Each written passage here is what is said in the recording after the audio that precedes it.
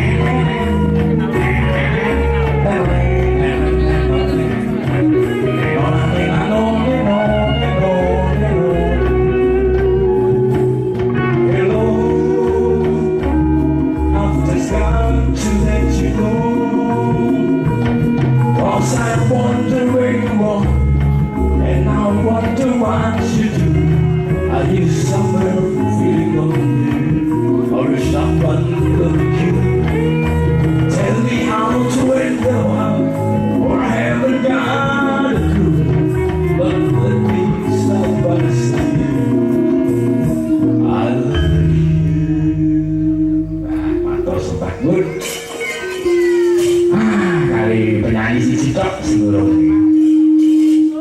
Nah, kali nyanyi siji tok padang bulan. Wis cepat-cepat nurut lakon.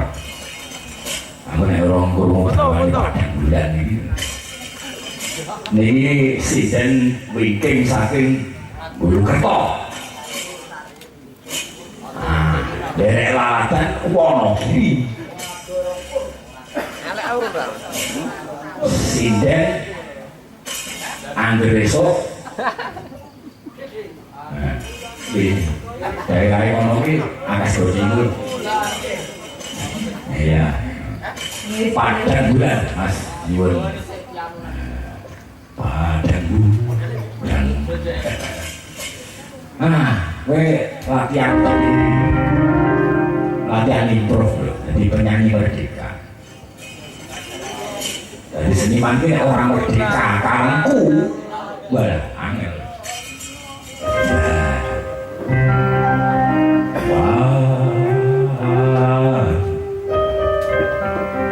Padang bulan. Jadi dulu dicek kok merdeka orang masalah. Mantul rasamu. Ya.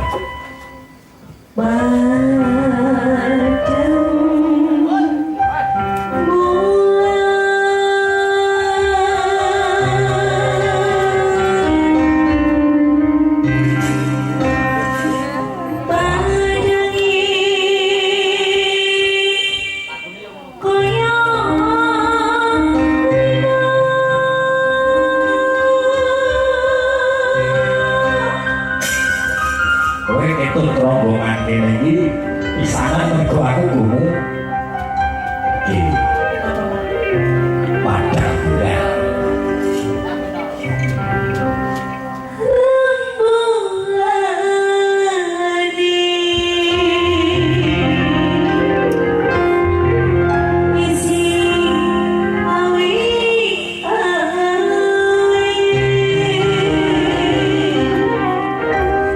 Suaramu ini jane yo power-e karek melodi.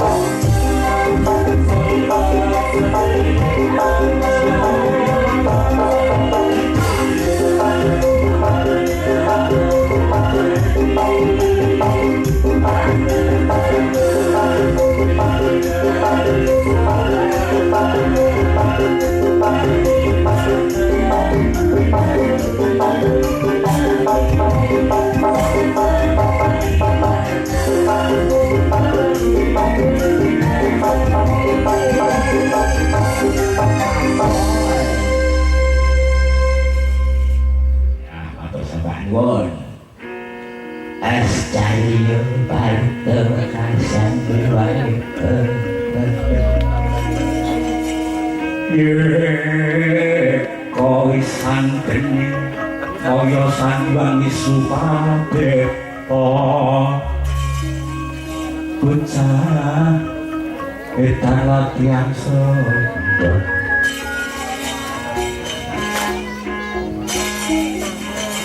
mangkon wau lumares sang permati jegat lampai yakso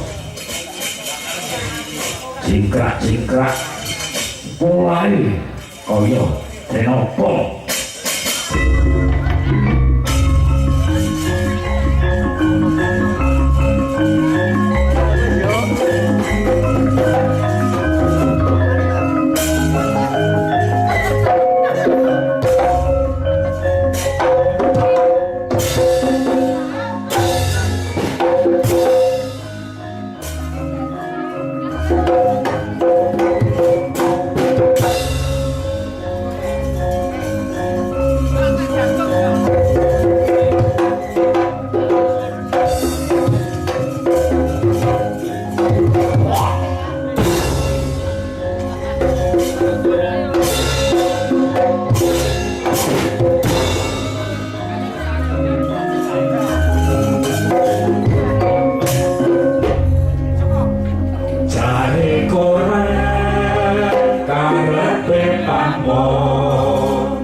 pasar rakyat anak digawe acara yang nakal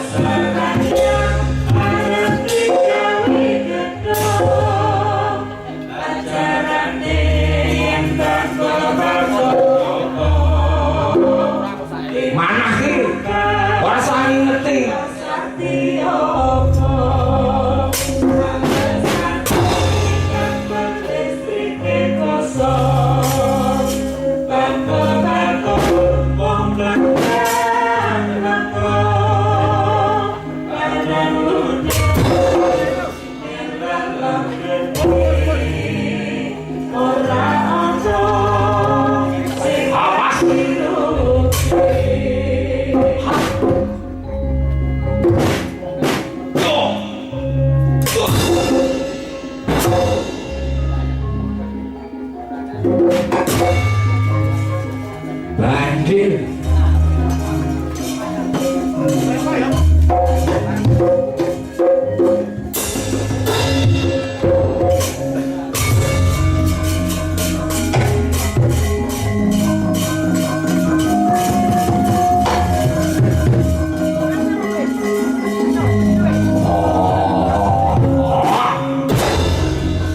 Kaya sulit dinito kaya sabdane jenarwo.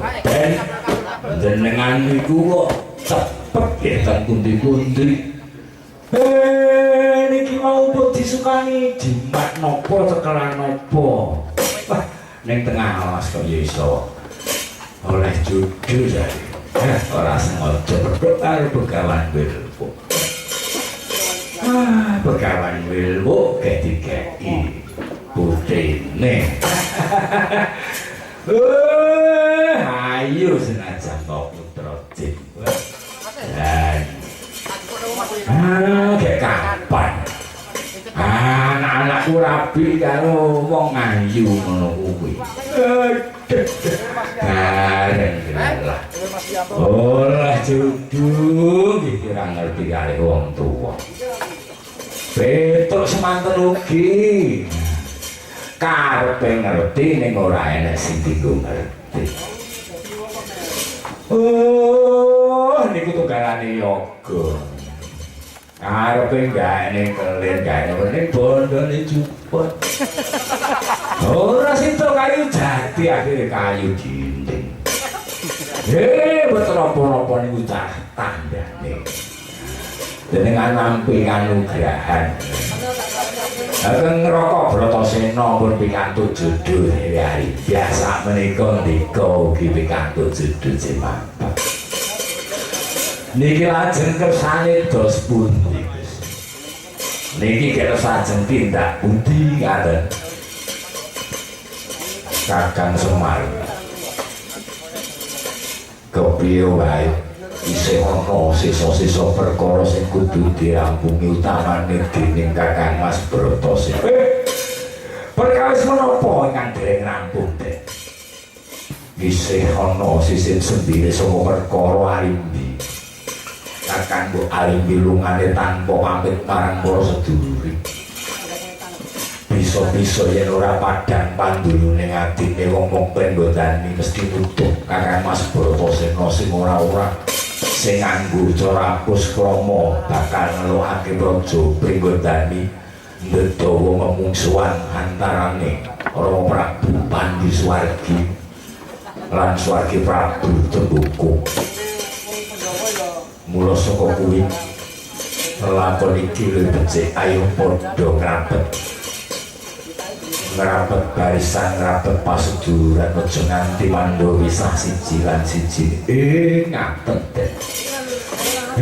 Niki kepung tabuh pinten. Iki wis meh. Kowe kuwi nang ndi lho?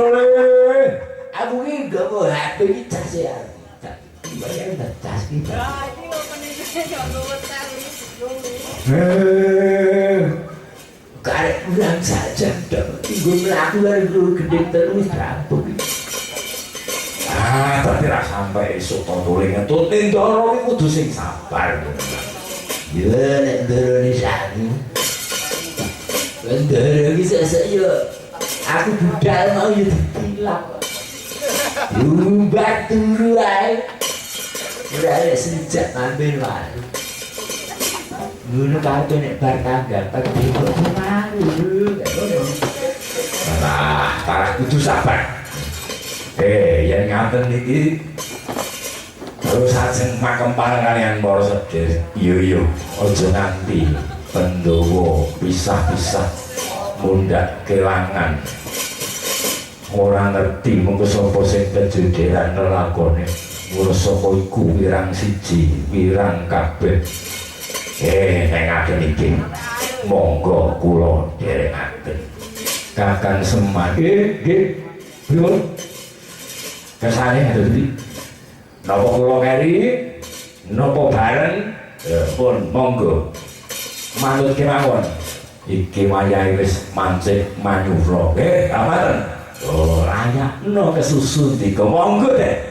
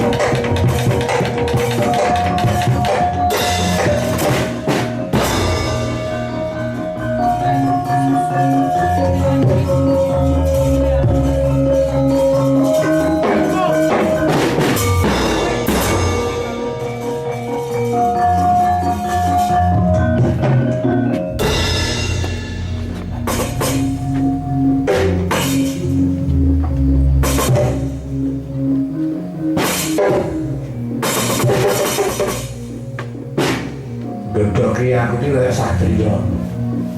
Tempone ora pas blas.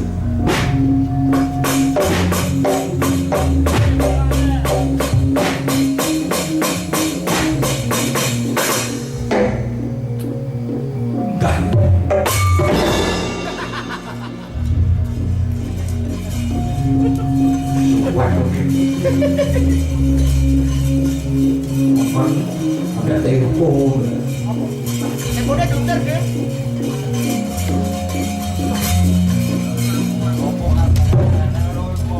Semar gareng wong gonendi.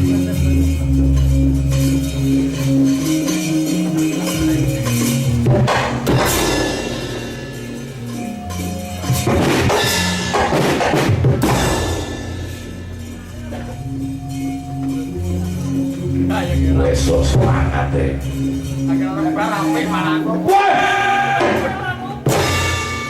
Tangan itu pindahin. Apa lebih sini lah?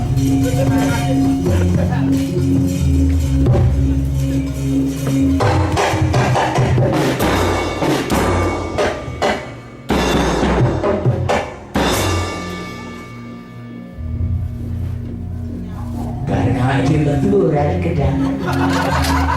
Mentara yang gue bisa ya. Ngomong ini Joko yang pakai mereka. No, tadi. Orang sonira sakit deh. Jawab ya,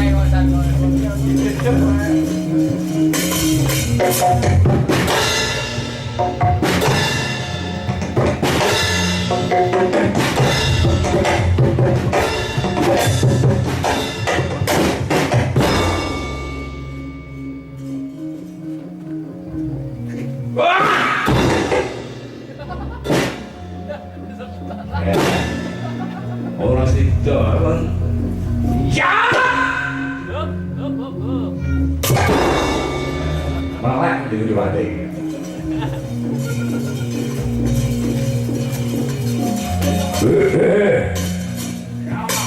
Ampune harimpi hatiku roke.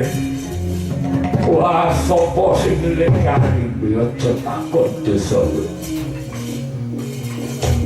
Aja ditawa perkara karo wong penggondani. Sadurunge konangan. Becik aku ulungno balekno adikku harimpi.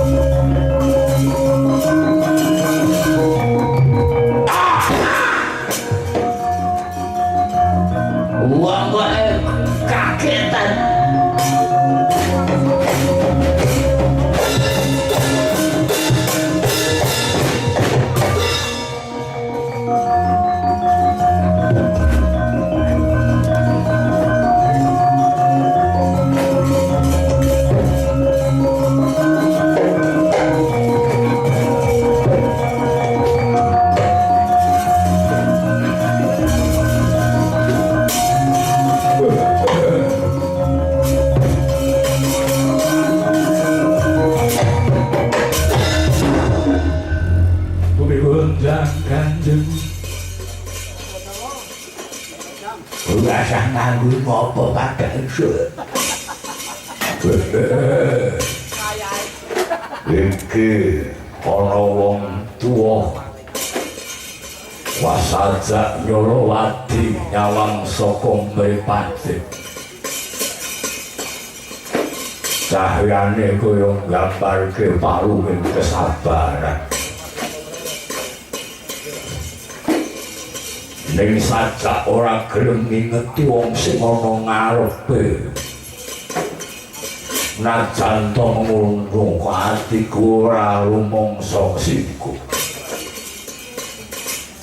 weh wong tuwa iki sedih apa guyu praupane mesem ning kok nibake lho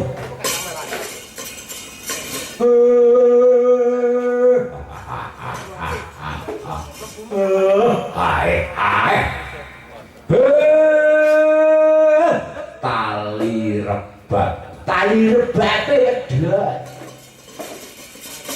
aku ki sosok kuman ngaku ngono kuwi kula mboten pangling niki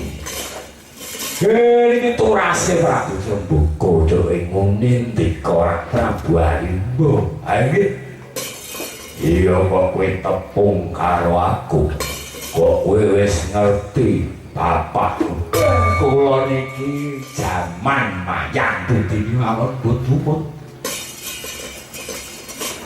ngantos rampung ke jaman sampean iku kula nggih tesih tuwet Angger ora didol ya cek payu. Arek payu dikek figuran ya wis ora duwe kresna. Payu loro jan opo ning kadul. Loro rong siji. Kowe kuwi sapa? Aku iki pamonging para Pandhawa. Aku iki wong arane Kiai Semar. Kowe iki kiai mergo sawangan sarungku. Sarungku iki tak bebekne. Wiwit saka nutupi udel nganti teko ngisor dengkul kuwi tandha aurate kiai.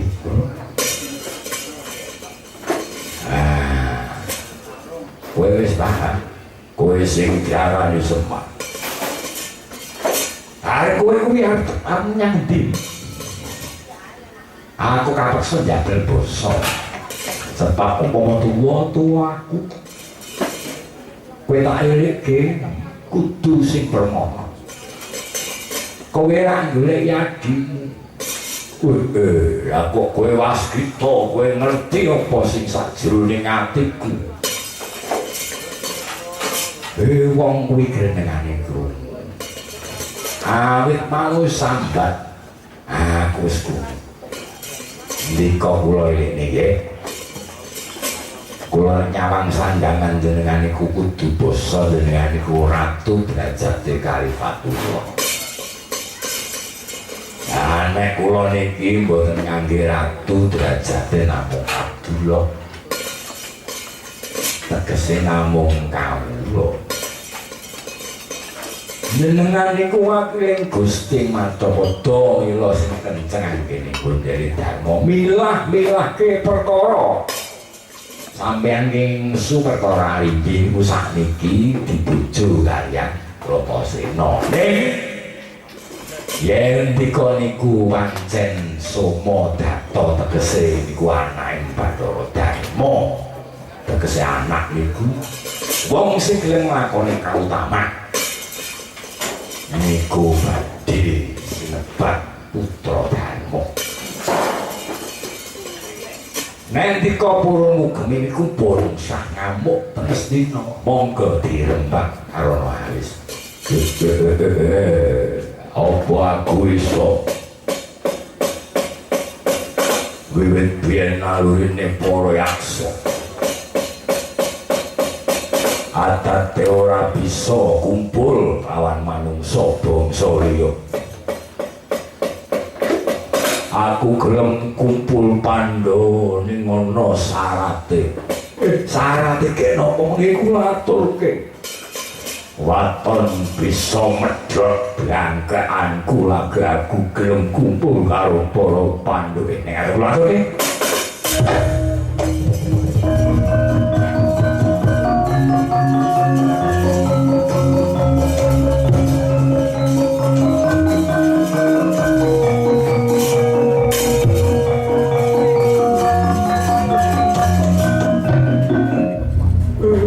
Aku kok mampu ambune kembang terase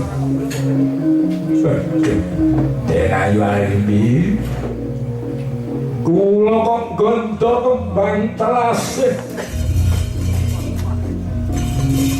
opo sing dadi pertondo arepe Kyai Semar dene nyebut kembang terase.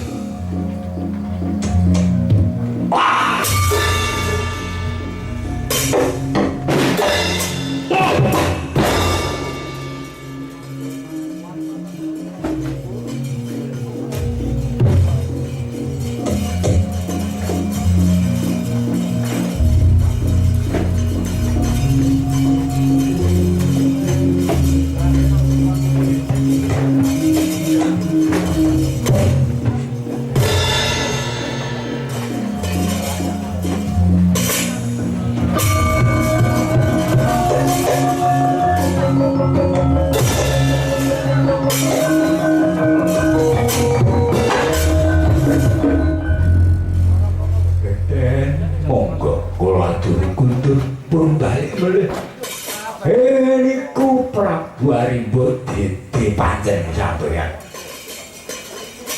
Ojo dadak ngrasani Kakang Mas Bratasena iki adine lanang wani nandhang iki. Men kula iki dipancen niku mboten ateges kalah menang. Dudu jakahe. Mulane tarah bayaran rujukan iki wis piye?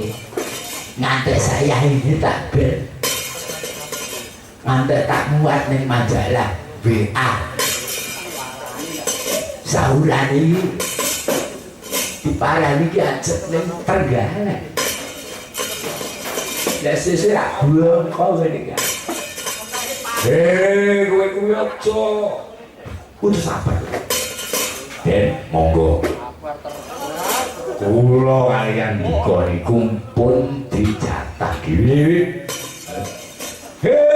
Dilalah liyane sekedupan kemangan 500. Kula niku pengin nampa keri mawon kok ora blas. Jadokno iso ngejak mangan ning pasar panekan. Sareng iki. Kakang Semar kuwi rembukan bapopo. Banyak golo pringgondani Kakang Semar kowe sumingkir atiku kebacut tatu pereh ora bisa tak ribet dene Arimbo ing ngrasani Kakang Mas Bratasena padha wae karo natone atine Permati mara sumingkir tamani tanganku ora sadadaan anjir tembil ora pecah sirahe guru ning badane.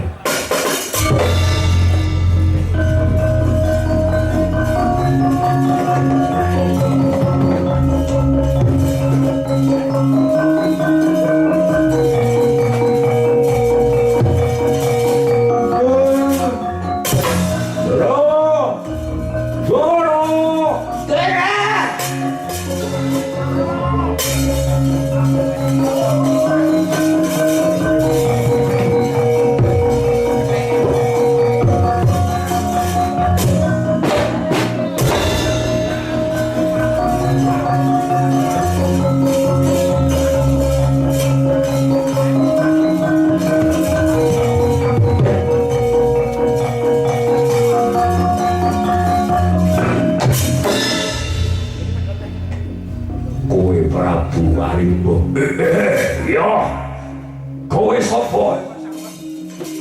Oleh nomor 4. Sapa kowe? Iki Pangeran Pandhawa Permati. Wah, apane Bratasena kowe? Iki sehat dhewe nakal. Kon rene Bratasena kletake. Aja meneh kok kowe arep meletak pangan Kakang Mas Bratasena. Aja linggol. Jenenge Bratasena cukup Permati. Kowe bocah sih nempiling sirahmu ora sandadak nganggo ancek-ancek. Yen ora tiba perkara panganku sembah dridran. Ayo!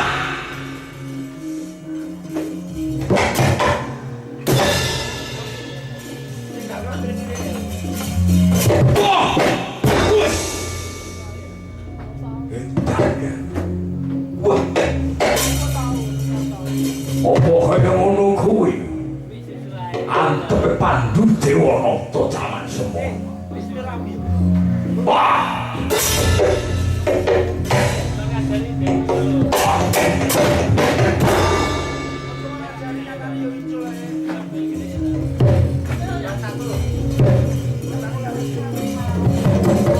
Anggur kuwi karo aku.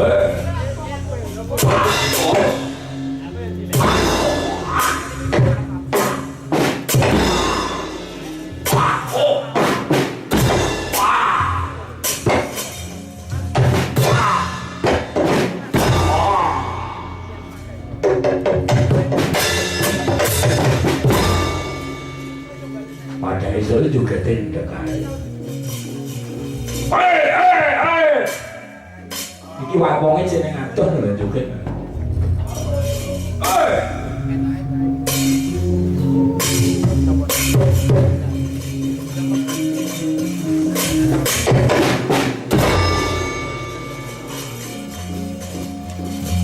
Doro-doro kados pundi nika ngrayi Den? Ono apa? Ingkang ngrayi gedhet kali Ratu Buta nika pripun? Wah, dudu karepe dhewe.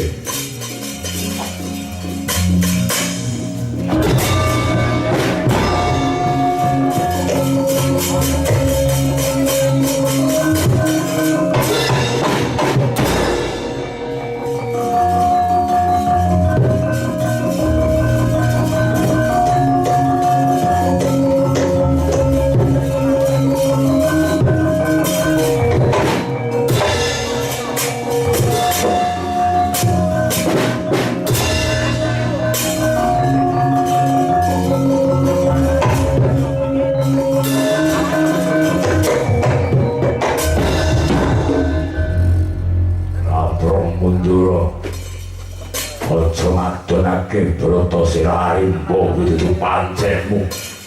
Nggih. Sediane manah kula mboten trimah patuko dipurina ben. Sing ngrabiari mbiyaku. Sing nyangga abote kabeh Bratasena minggato.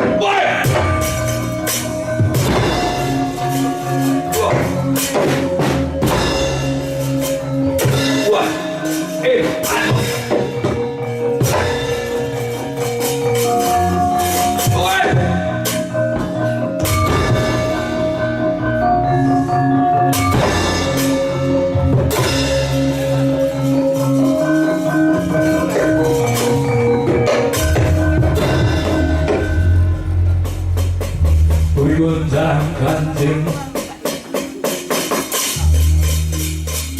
wanget kelap-kelap katon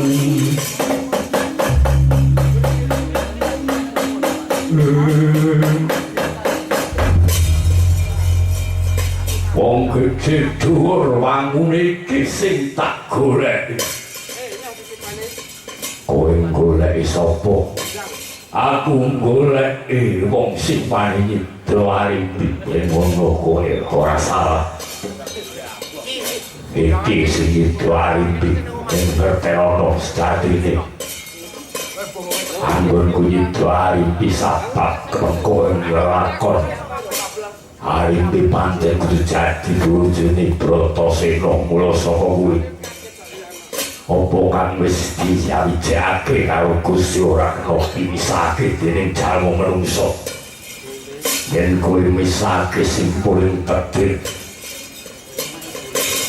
Apa ora wedi yen kowe nampa siku dendaning Bathara. Aku mbelani utah darahku pringgondaning Joko. Rasa hormate kabeh kulawarga pringgondani kalebu Arimbi. Kuwi wasiate bapakku Trembuku aja nganti kedaden wong pringgondani rabi karo wong Ngastina. Sudah dadi sawiji lan darah Barata yen ngono kowe beda-bedake jalma manungsa apa kowe Gusti Allah. Aku dudu Gusti Allah ning kabeh darbe wenang wates dhewe-dhewe. Arimbi kuwi wong pringgondani kabeh kudu manut tatanan marata pringgondani. Ora kena mboreh Bratasena aku ora ngereh.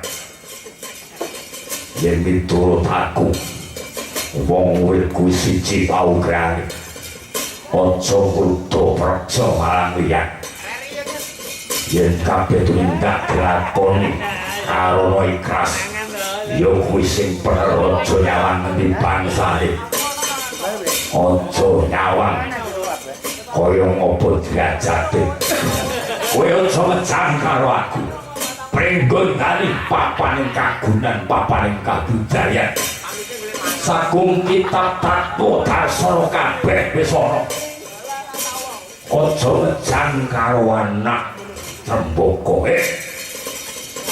iki blak-blakan wae tak banting kowe tak dadeki sayembara antane Arimba karo Bratasena. Kowe kena ngrabi Arimbi lan aku lila ning yen kowe wis bisa ngelokake Arimba. Yen kowe paling tak turuti ora bakal aku nolak pantang. Batak dudu satria kang kaya mengkono yen ngono ae mara coban wecandon karo aku.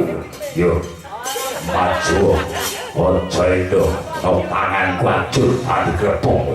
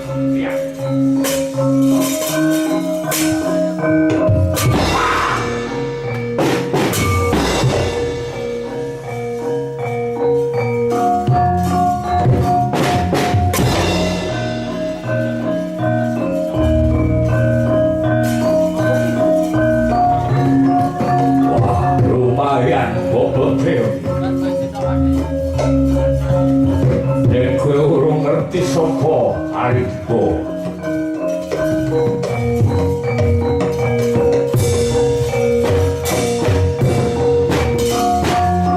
Aja takut dosa.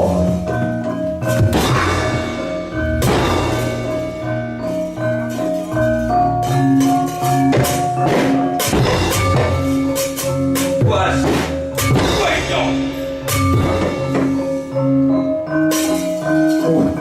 Nipatke wong.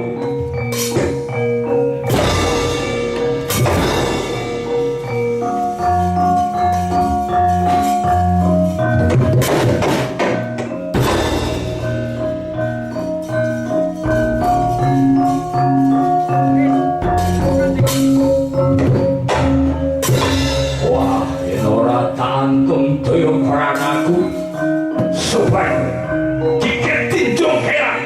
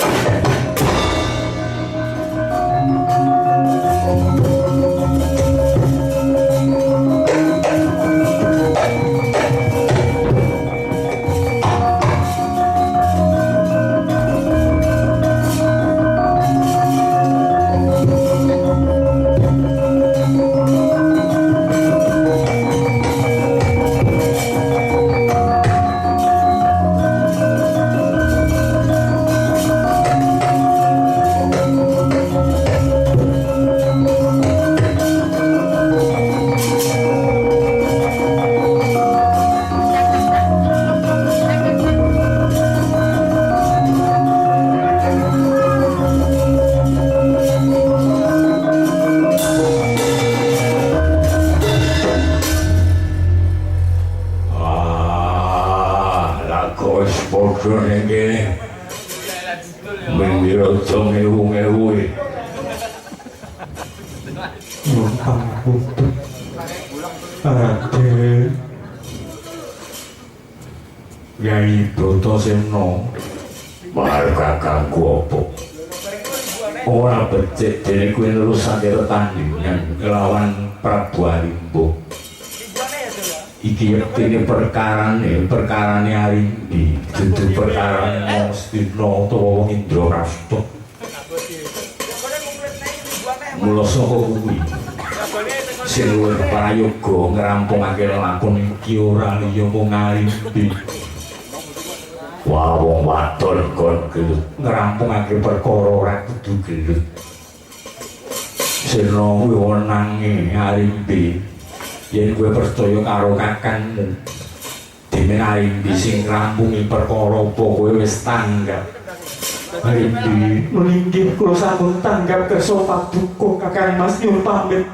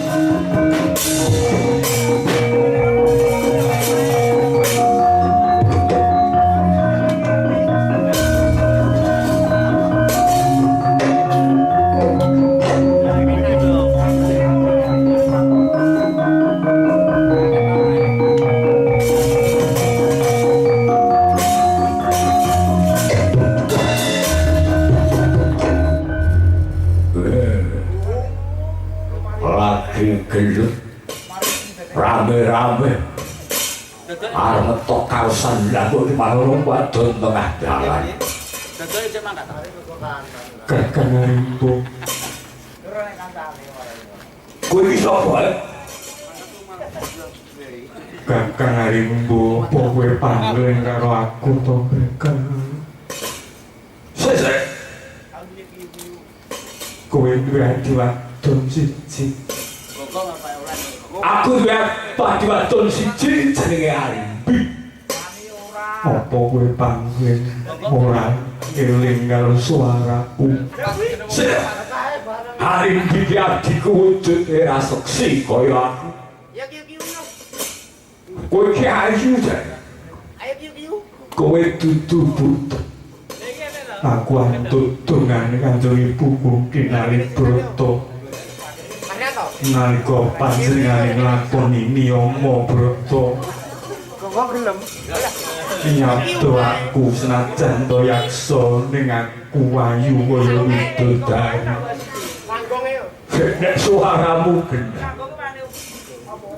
kaya adikku tenan iya Kakang apa kowe pangling karo lagianku to Kakang senajan to lupaku wis dadi kaya ngene nanging ra isih ana siji tondo sing kudu kok eling-eling Kakang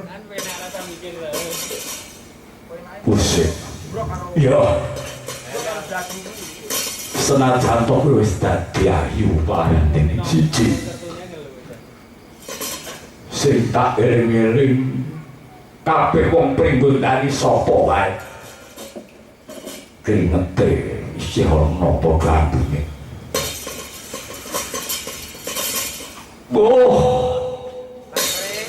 Arimbi kowe anak Rama Tumbaka tenan kowe wong ayu layak Bratasena gelem ayu saiki senajan to kowe wis dadi ayu ning kowe aja lali karo Pringgondani bali nyekel panguasane praja Pringgondani ora sadadi ketibane bangsa liya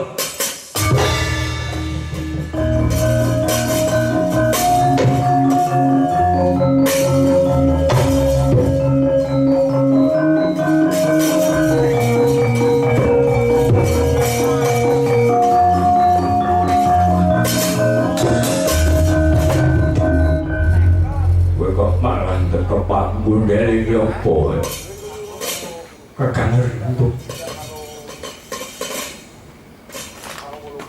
Brakotan terus terang Bloko Suto Kakang yen Kakang Rimbo berdadak mbok menawa isine mung tinulis Bakti Satya Prabu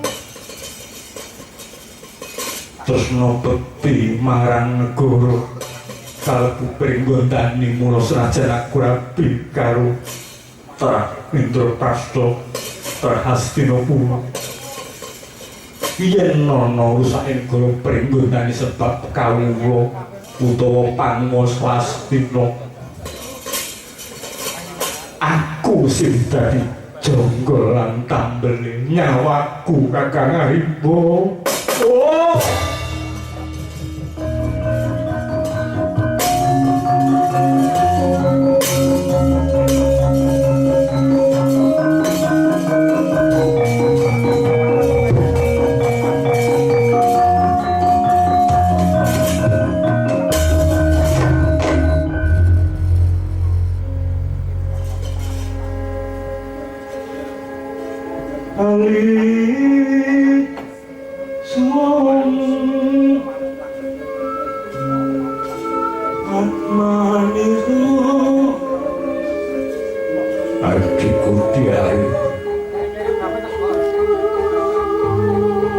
lakon kok kaya mengkene tak tontoi nyawaku yen pancen kowe bisa balik ning Pringgondani ning tembungmu sing pungkasan kowe sagun Joko Negara tontoi nyawamu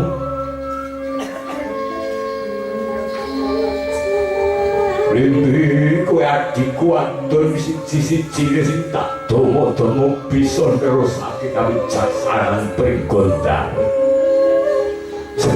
sawang-sawang ora diadiku ora ono sing adine kaya kowe. Akal pikire ora nyandak sajan to atine resik. Mula saka kowe. Kowe kudu bisa milih ing antarané negara lan judul. Iya kakang karepmu kepiye? Kowe tak bisiki aku ora bakal nungkul karo Bratasena ning ana margane. Mbok apa dadine lilakno ning cara iki kudu ditempuh. Karepen loro-lorone padha jejeg. Jejeg katresnanmu ya jejeg pring gondani rimbe.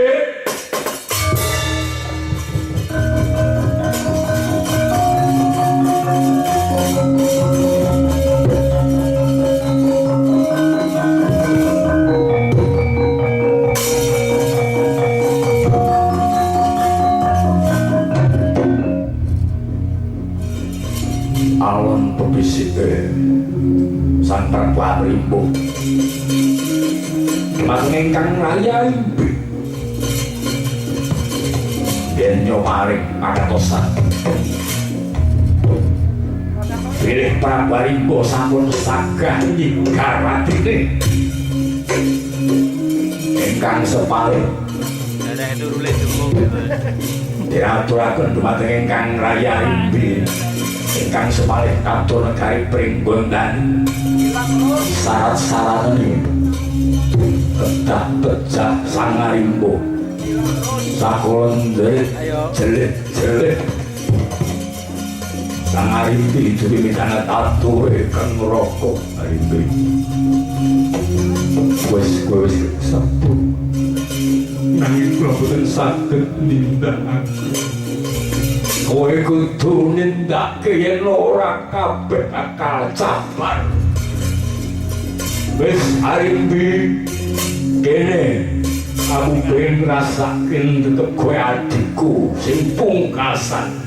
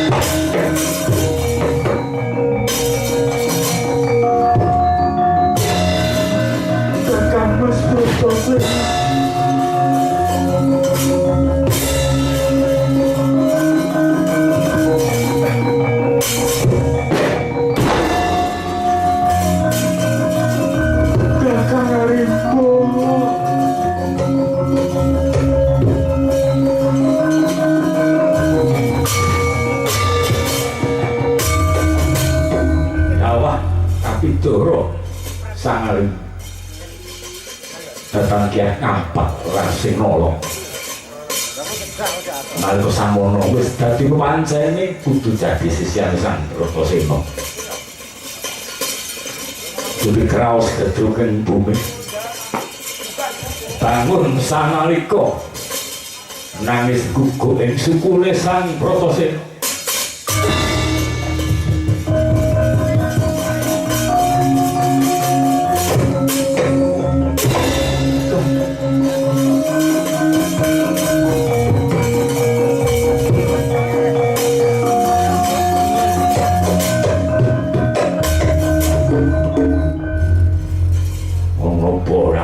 kowe diapake karo kakang mboten dipun mrapakaken kapeksa Pakung ngertos menapa ingkang dados pangapesanipun Kakang Arimbo sebab menawi tanpa pangapesan kula Kakang Arimbo boten saged dipun tandhi. Apa pangapesane? Menapa kula boten nami kedusan sing ngongkon sapa Kakang Mas Arimbo piyambak menika dados catatan sejarah kula kapeksa kula Datu bintang ngroko pikatesan kula dumateng paduka nae paduka mboten gondheri katesan kula benjang kados Budi Sesarara.